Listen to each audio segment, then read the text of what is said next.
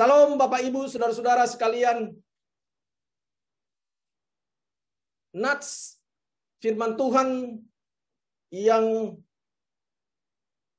akan kita perdengarkan di sore hari ini diambil dari Yohanes 3 ayat 1 hingga 21. Saya akan bacakan untuk kita semua. Yohanes 3 ayat 1 hingga 21, demikian firman Tuhan. Adalah seorang Farisi yang bernama Nikodemus, seorang pemimpin agama Yahudi. Ia datang pada waktu malam kepada Yesus dan berkata, "Rabi, kami tahu bahwa engkau datang sebagai guru yang diutus Allah. Sebab tidak ada seorang pun yang dapat mengadakan tanda-tanda yang engkau adakan itu jika Allah tidak menyertainya." Yesus menjawab katanya, "Aku berkata kepadamu, sesungguhnya jika seorang tidak dilahirkan kembali, ia tidak dapat melihat kerajaan Allah." Kata Nikodemus kepadanya, "Bagaimanakah mungkin seorang dilahirkan kalau ia sudah tua? Dapatkah ia masuk kembali ke dalam rahim ibunya dan dilahirkan lagi?" Jawab Yesus, "Aku berkata kepadamu, sesungguhnya jika seorang tidak dilahirkan dari air dan roh, ia tidak dapat masuk ke dalam kerajaan Allah. Apa yang dilahirkan dari daging adalah daging, dan apa yang dilahirkan dari roh adalah roh. Janganlah engkau heran, karena aku berkata kepadamu, kamu harus dilahirkan kembali. Angin bertiup kemana ia mau, dan engkau mendengar bunyinya, tetapi engkau tidak tahu dari mana ia datang atau kemana ia pergi. Demikianlah halnya dengan tiap-tiap orang yang lahir dari roh." Nikodemus menjawab, katanya, "Bagaimanakah mungkin hal itu terjadi?" Jawab Yesus, "Engkau adalah pengajar Israel, dan engkau tidak mengerti hal-hal itu? Aku berkata kepadamu, sesungguhnya kami berkata-kata tentang apa yang kami ketahui dan kami bersaksi tentang apa yang kami lihat. Tetapi kamu tidak menerima kesaksian kami. Kamu tidak percaya waktu aku berkata-kata dengan kamu tentang hal-hal duniawi. Bagaimana kamu akan percaya kalau aku berkata dengan kamu tentang hal-hal surgawi? Tidak ada seorang pun yang telah naik ke surga selain daripada Dia yang telah turun dari surga, yaitu Anak Manusia. Dan sama seperti Musa meninggikan ular di padang gurun, demikian juga Anak Manusia harus ditinggikan, supaya setiap orang percaya kepadanya beroleh hidup yang kekal. Karena begitu besar kasih Allah akan dunia ini, sehingga ia telah mengaruniakan anaknya yang tunggal, supaya setiap orang yang percaya kepadanya tidak binasa, melainkan beroleh hidup yang kekal. Sebab Allah mengutus anaknya ke dalam dunia, bukan untuk menghakimi dunia, melainkan untuk menyelamatkannya oleh Dia. Barang siapa percaya kepadanya, ia tidak akan dihukum. Barang siapa tidak percaya, ia telah berada di bawah hukuman, sebab ia tidak percaya dalam nama Anak Tunggal Allah. Dan inilah hukuman itu, terang telah datang ke dalam dunia, tetapi manusia lebih menyukai kegelapan daripada terang, sebab perbuatan-perbuatan mereka jahat. Sebab barang siapa berbuat jahat, membenci terang, dan tidak datang kepada terang itu, supaya perbuatannya yang jahat itu tidak nampak. Tetapi barang siapa melakukan yang benar, ia datang kepada terang, supaya menjadi nyata bahwa perbuatan-perbuatannya dilakukan dalam Allah. Sedemikian jauh firman Tuhan. yang akan menjadi renungan kita, yang akan menjadi bekal kita untuk mengetahui siapa diri kita. Bapak Ibu,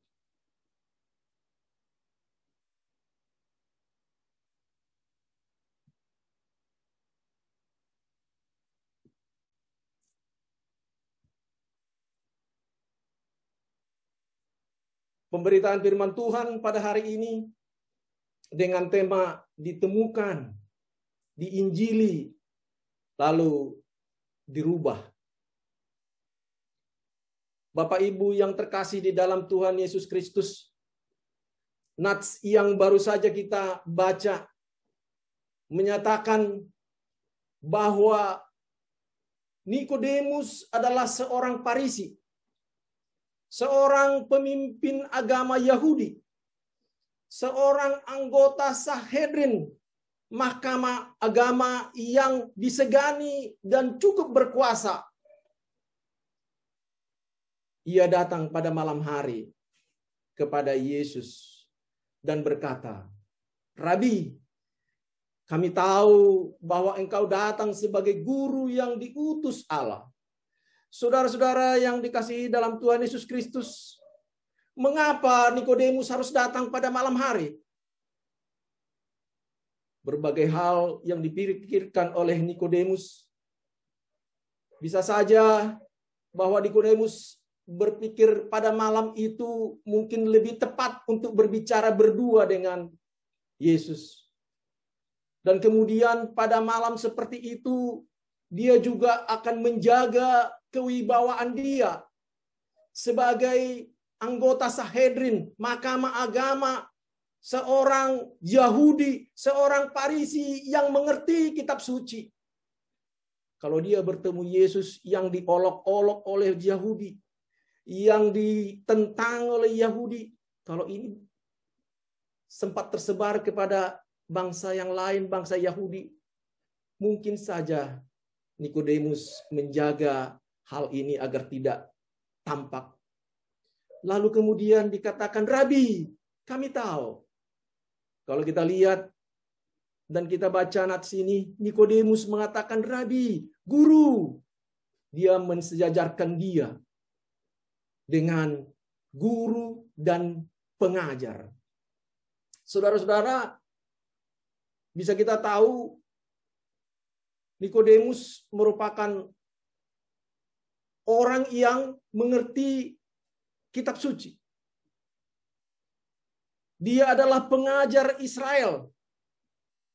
Dia adalah tokoh agama Yahudi. Kalau dia menyatakan rabi, guru kepada Yesus, berarti menganggap dirinya sama dengan Yesus, sama-sama guru. Padahal kita tahu Yesus tidak pernah belajar mengenai teologi. Kita tahu Yesus tidak pernah membahas atau ber-PA dengan Nikodemus. Tetapi kalau kita lihat Nikodemus dengan rendah hati, dia menemui Yesus. Dia mengatakan, "Rabi, kami tahu." Artinya apa?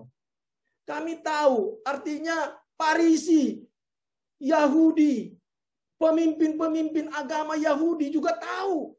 Bukan hanya Nikodemus. Semua tahu. Engkau datang sebagai guru yang diutus oleh Allah. Yang menjadi pertanyaan, kenapa tidak percaya? Kenapa tidak percaya? Bapak Ibu, kalau kita lihat dan disaksikan oleh Nikodemus, begitu banyak tanda-tanda yang diadakan oleh Yesus di dalam pelayanannya. Makanya dikatakan, tidak ada seorang pun yang dapat mengadakan tanda-tanda yang engkau adakan itu. Artinya, orang Farisi yang sudah ahli Alkitab pun tidak pernah memberikan tanda-tanda yang dibuat oleh Yesus. Jika Allah tidak menyertainya. Inilah mungkin sikap Nikodemus ini yang menjadi kritik dan masukan buat saya dan saudara-saudara yang belajar firman Tuhan. Kerendahan hati dari Nikodemus sebagai ahli Alkitab. Kerendahan hati dari seorang pemimpin agama Yahudi untuk menemui Yesus. Kerendahan hati adalah sesuatu yang sangat penting dalam belajar firman Tuhan. Seringkali jabatan, kedudukan menjadi halangan bagi setiap orang untuk datang kepada Kristus. Karena apa? Karena ego kita yang menonjol. Karena kekuatan kita, kekuasaan kita, karena jabatan kita, karena ilmu pengetahuan yang kita miliki.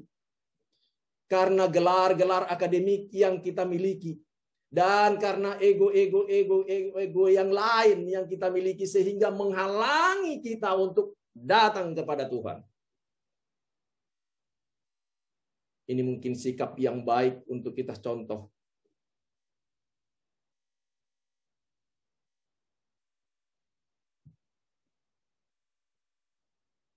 Bapak Ibu, kalau kita lihat di ayat 2 tadi, dikatakan, engkau datang sebagai guru yang diutus Allah. Sebab tidak ada seorang pun yang dapat mengadakan tanda-tanda yang engkau adakan jika Allah tidak menyertainya. Ini pernyataan dan sikap daripada Nikodemus.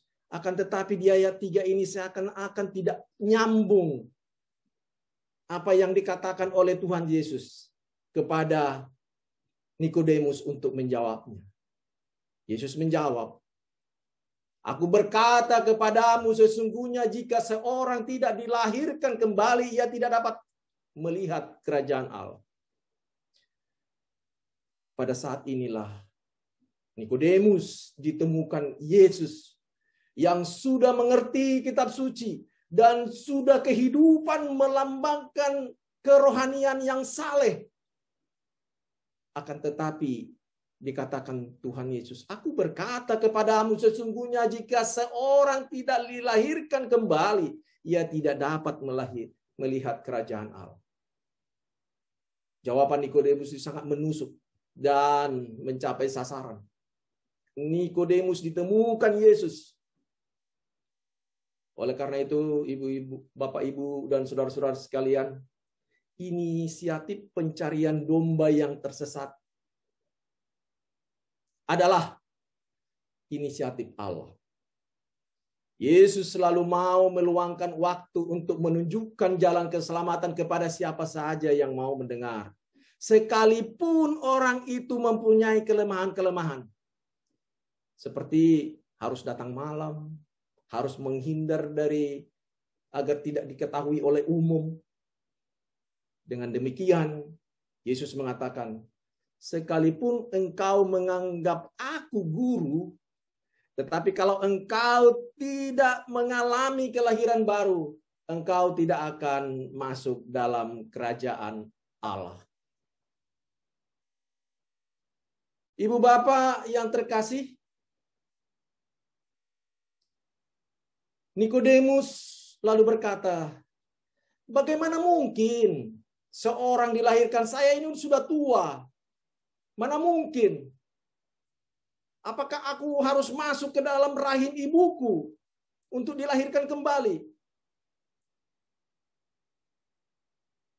Tampaknya bagi kita orang atau manusia yang sifatnya terbatas ini, yang hanya mengandalkan daya nalar ini, yang hanya mengandalkan logika ini,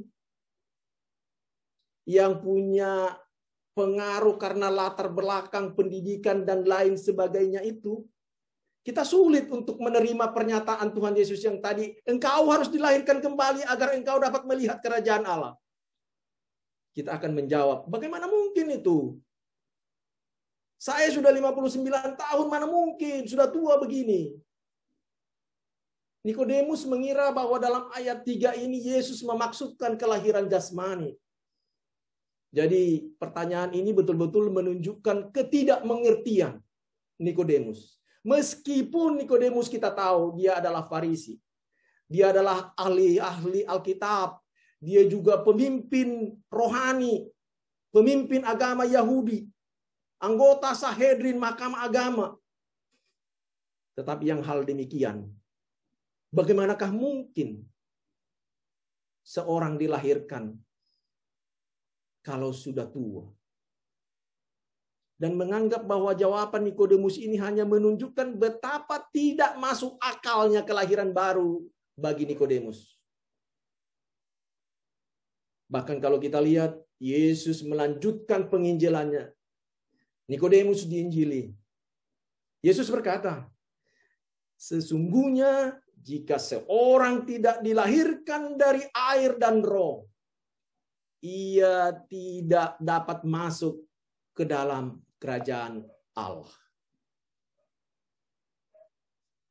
Yesus menyatakan di ayat 6, karena orang Yahudi beranggapan bahwa kelahiran mereka sebagai orang Yahudi secara otomatis menyebabkan mereka masuk kerajaan Allah. Karena pada saat itu hanya orang Yahudilah yang soleh, yang taat beribadah.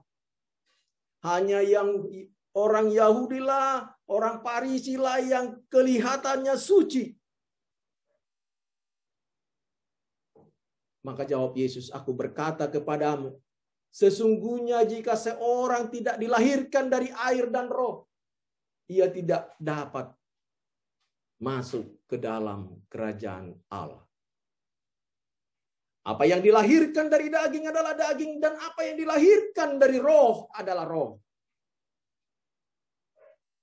Jadi dengan kata-kata ini Yesus mengatakan bahwa orang Yahudi pun lahir sebagai daging kok. Manusia yang dikuasai oleh dosa kok.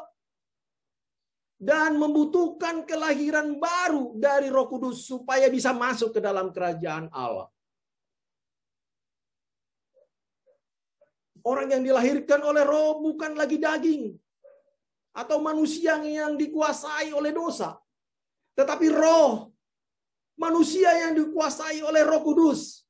Ini jelas menunjukkan bahwa orang yang sudah mengalami kelahiran baru pasti mengalami penyucian atau pengudusan.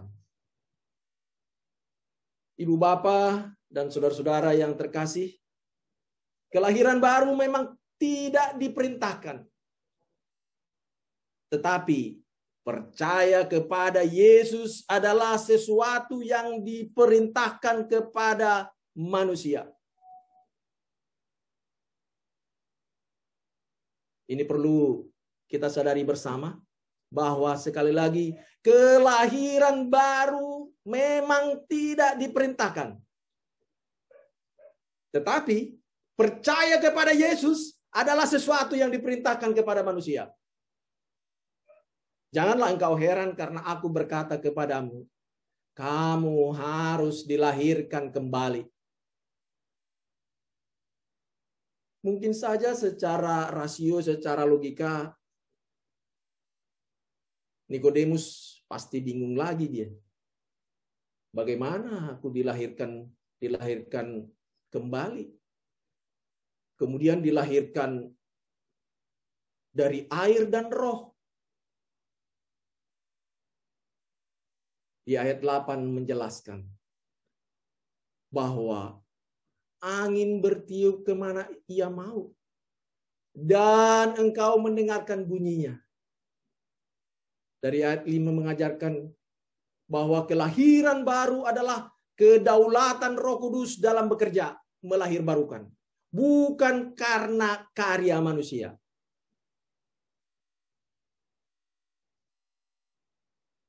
Ayat 8 ini juga mengajarkan kepada kita bahwa Roh Kudus bekerja, melahirkan barukan sesukanya.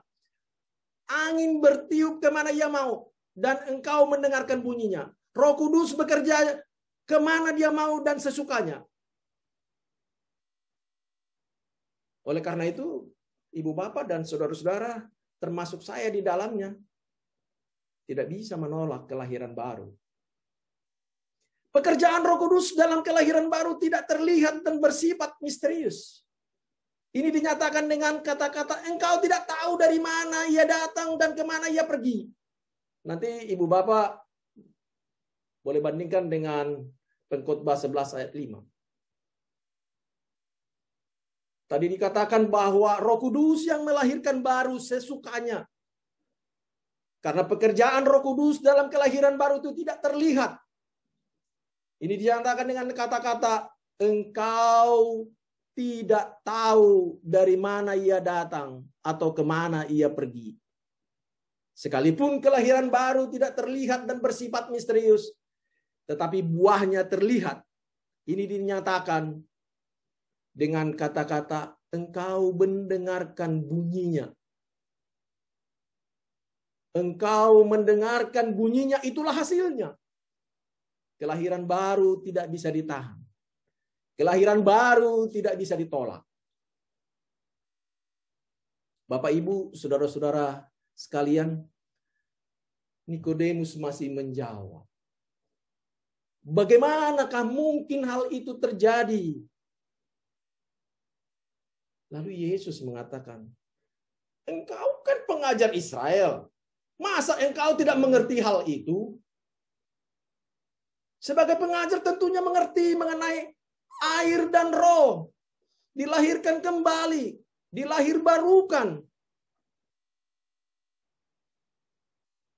Lalu Yesus melanjutkan, aku berkata kepadamu, sesungguhnya kami berkata-kata tentang apa yang kami ketahui dan kami bersaksi tentang apa yang kami lihat.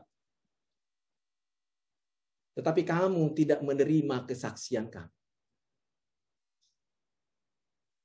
Ini bisa gelap pengertiannya bagi orang Yahudi.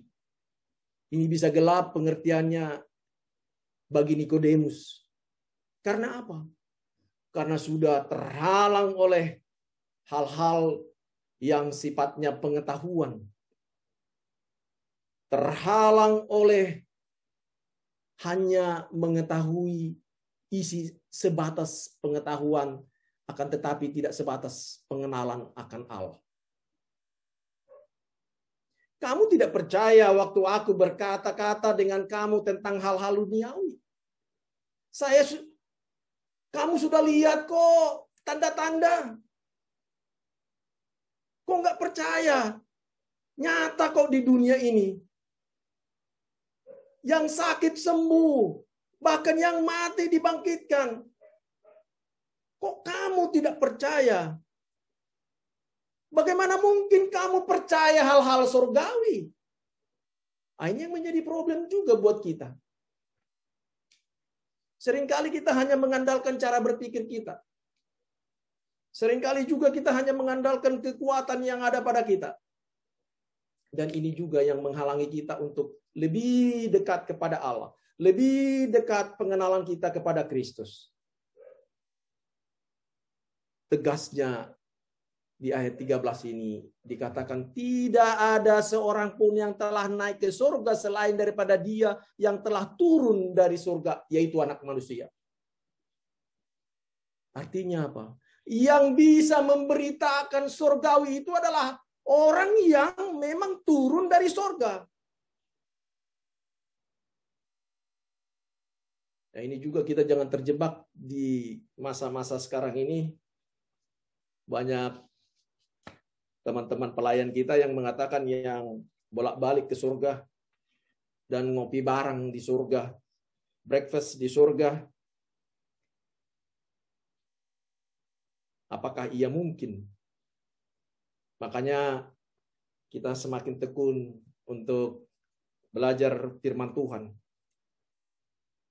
Tidak ada seorang pun yang telah naik ke surga selain daripada Dia yang telah turun dari surga, yaitu Anak Manusia, yaitu Kristus Tuhan.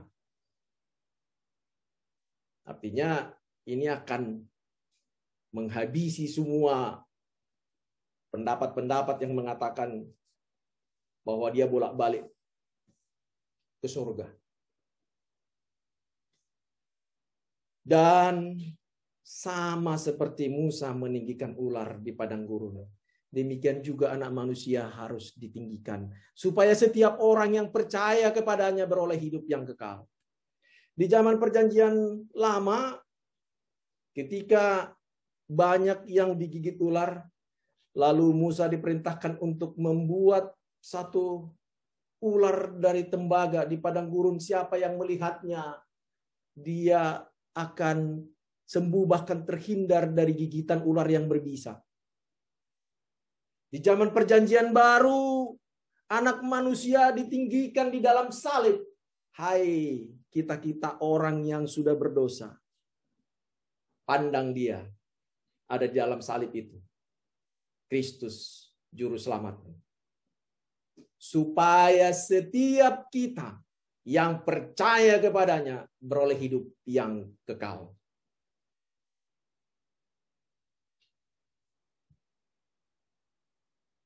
Bapak, Ibu, saudara-saudara sekalian, memang kehidupan saat ini semakin sulit dengan adanya pandemi yang melanda seluruh dunia.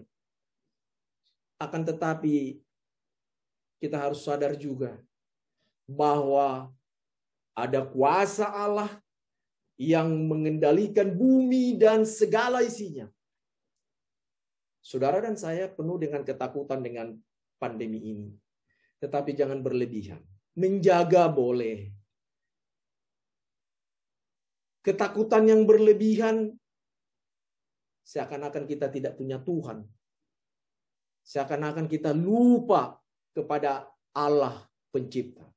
Sadarlah kita. Memang kita harus sadar bahwa kita ini ciptaan. Yang harus mengandalkan Allah sebagai pencipta. Dialah yang menciptakan segala-galanya, mengendalikan bumi dan segala isinya. Makanya dikatakan di ayat 16 ini, karena begitu besar kasih Allah akan dunia ini sehingga ia telah mengaruniakan anaknya yang tunggal, supaya setiap orang yang percaya kepadanya tidak binasa, melainkan beroleh hidup yang kekal. Bapak Ibu, ayat ini memang sangat populer ya. Seringkali anak-anak sekolah minggu pun kalau di gereja kami yang berlatar bahasa Batak, setiap Natal ini dikatakan karena begitu besar kasih Allah akan dunia ini sehingga ia telah mengaruniakan anaknya yang tunggal supaya setiap orang yang percaya kepadanya binasa melainkan beroleh hidup yang kekal. Ini dikumandangkan terus. Tetapi pada saat ini saudara dan saya mendengarkan ini. Itulah kasih yang terbesar dari Allah. Memberikan anaknya untuk memperdamaikan kita orang yang berdosa dengan dia. Ayat ini jelas menentang pandangan Yahudi yang mengatakan Allah hanya mengasihi orang Yahudi. Karena Nikodemus orang Yahudi. Pada saat itu memang eksklusif khusus Yahudi saja. Karena mereka yang mengerti kitab suci dan mereka hidupnya yang paling saleh. Mereka adalah ahli-ahli Taurat, orang Farisi. Bagi mereka, merekalah bangsa pilihan Allah. Lalu kemana ini bangsa Indonesia? Kira-kira begitu. Yang memiliki hak eksklusif untuk diselamatkan, sedangkan bangsa lain tidak. Nah, ini anggapan orang Yahudi. Akan tetapi, ayat ini menjelaskan kepada kita. Karena begitu besar kasih Allah akan dunia ini, bukan akan Yahudi. Bukan untuk khusus untuk orang-orang Farisi dan ahli Taurat. Tetapi untuk mereka dan untuk kita yang percaya. Dengan perkataan ini Nikodemus dirubah. Dia mulai terbuka cara pikirnya. Dia mulai terbuka cara pandangnya tentang keselamatan, bahwa keselamatan tidak hanya hak eksklusif bagi bangsa Yahudi, tetapi untuk seluruh bangsa yang percaya kepada Kristus. Sebab Allah mengutus anaknya ke dalam dunia bukan untuk menghakimi dunia, melainkan untuk menyelamatkannya oleh Dia. Barang siapa percaya kepadanya, ia tidak akan dihukum. Barang siapa tidak percaya, ia telah berada di bawah hukuman. Sebab ia tidak percaya dalam nama Anak Tunggal Allah. Saudara-saudara yang terkasih dalam Tuhan Yesus Kristus, kalau kita simak ayat 18 ini, orang percaya kepada Yesus tidak akan dihukum. Nanti Ibu Bapak bisa bandingkan di Roma 8 ayat 1. Kemudian orang yang tidak percaya kepada Yesus, ya memang sudah ada di bawah hukuman. Dan juga di Roma 8 ayat 36. Ini menunjukkan bahwa sejak lahir semua orang ada di bawah murka dan hukuman Allah. Dan hanya bisa bebas. Dan hanya bisa bebas kalau percaya kepada Yesus. Kita tahu inilah hukuman itu. Bagi orang yang tidak percaya, terang telah datang ke dalam dunia, tetapi manusia lebih menyukai kegelapan daripada terang. Sebab perbuatan-perbuatan mereka jahat. Ini luar biasa ini sebetulnya. Ini akibat daripada dosa jahanam itu. Sudah ada terang datang ke dunia, tapi dia menyukai yang gelap. Agar apa? Agar kejahatannya tertutup. Sebab barang siapa berbuat jahat membenci terang dan tidak datang kepada terang supaya perbuatan-perbuatannya yang jahat itu tidak nampak. Tetapi barang siapa melakukan yang benar, ia datang kepada terang supaya menjadi nyata bahwa perbuatan-perbuatannya dilakukan dalam Allah. Ibu bapak yang terkasih, kalau kita lihat kehidupan manusia. Kalau sudah dimulai melakukan yang jahat sekali, dosa akan melahirkan dosa, akan lahir lagi cucu dosa, akan berlahir lagi cicit dosa. Terus bergulung. Makanya dikatakan, terang pun sudah datang untuk melihat nyata. Akan tetapi dia menghindar dari terang itu. Dia tetap menyukai kegelapan itu. Dia tetap menyukai hal-hal yang jahat itu. Dia tetap menyukai hal-hal dosa itu. Contoh kecil mungkin di negara kita ini. Saya katakan contoh kecil karena tidak pernah selesai. Korupsi. Ada korupsi kecil, korupsi besar, tapi itu semua dosa.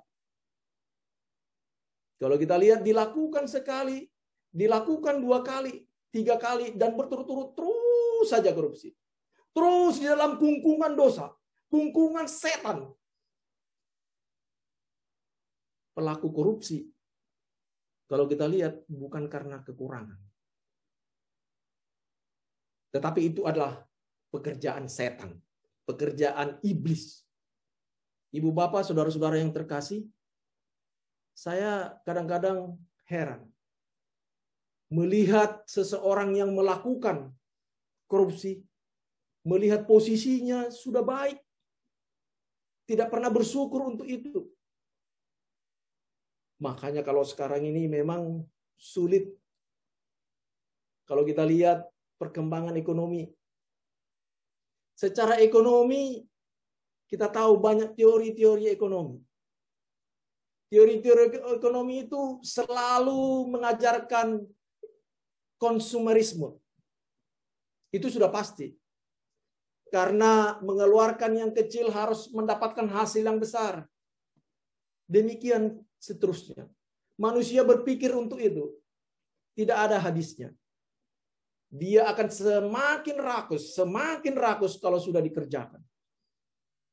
Makanya harus kembali kepada ekonomi yang Alkitabiah. Cukup. Cukupkanlah apa yang kamu dapat. Bapak, Ibu, saudara-saudara sekalian, kalau kita tidak pernah bersyukur dan cukup, ibarat laut yang asin, kalau diminum, dia akan haus terus. Inilah yang membuat negara kita ini semakin terpuruk, semakin sulit untuk menyelesaikan permasalahan-permasalahan yang ada di negara ini. Bapak, Ibu, saudara-saudara yang terkasih, ini juga melanda kita sebagai pelayan-pelayan firman Tuhan. Karena apa? Aku tidak mau melayani kalau di tempat yang paling terpojok sekalipun. Di situ tidak ada apa-apa. Bapak, Ibu, khususnya untuk mahasiswa-mahasiswa, saudara-saudara harus ingat ini. terang telah datang ke dalam dunia ini, tetapi manusia lebih menyukai kegelapan daripada terang. Saudara-saudara, jangan sampai menyukai kegelapan daripada terang. Ayat 19-21 ini menunjukkan kontras antara orang Kristen percaya dengan orang Kristen yang non-Kristen, yang orang yang tidak percaya. Saudara dan saya, pengikut Kristus yang setia. Saat ini saya berusia 59 tahun dan belum pernah pindah agama. Ya. Tetapi menjadi pertanyaan buat saya, yang selalu saya renungkan, apa sebetulnya kehendak-Mu yang Engkau karyakan, kerjakan di dalam hidupku? Yang terus bergejolak. Saudara-saudara juga harus demikian. Bahwa orang percaya akan mencari dan datang kepada terang. Sebaliknya, orang yang tidak percaya membenci terang dan tidak mau datang pada terang itu, supaya kejahatannya tidak tampak. Bapak Ibu, beberapa hal yang kita bisa ambil sebagai pelajaran dari nats yang sudah dibacakan, dari nats yang sudah diuraikan. Yang pertama, kalau saudara adalah orang yang merasa diri saudara baik, saudara saleh, maka sadarilah bahwa tanpa kelahiran baru, bagaimanapun salehnya saudara hidup, saudara tidak akan masuk ke dalam kerajaan Allah. Lihat itu, Nikodemus. Orang saleh, ahli agama. Yang kedua, kalau jabatan, kedudukan, pekerjaan saudara menghalangi saudara untuk datang mendekat kepada Tuhan dan hidup bagi Tuhan, maka saudara sudah menyalahgunakan jabatan, kedudukan, dan pekerjaan saudara itu. Karena itu adalah anugerah buat saudara. Yang ketiga, pengenalan Nikodemus terhadap Yesus ini masih kurang.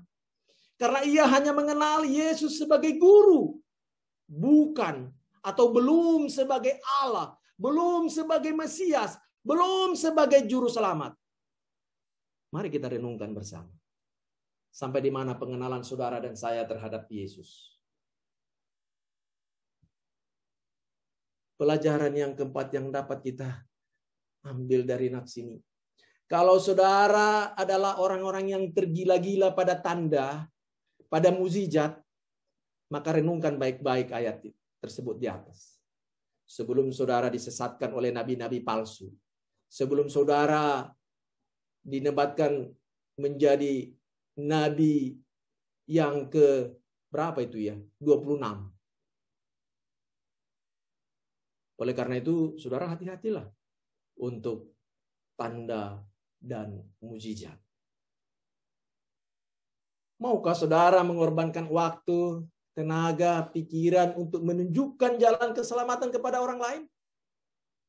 Saya kira adik-adikku yang masih kuliah di staf RRI, renungkan ini.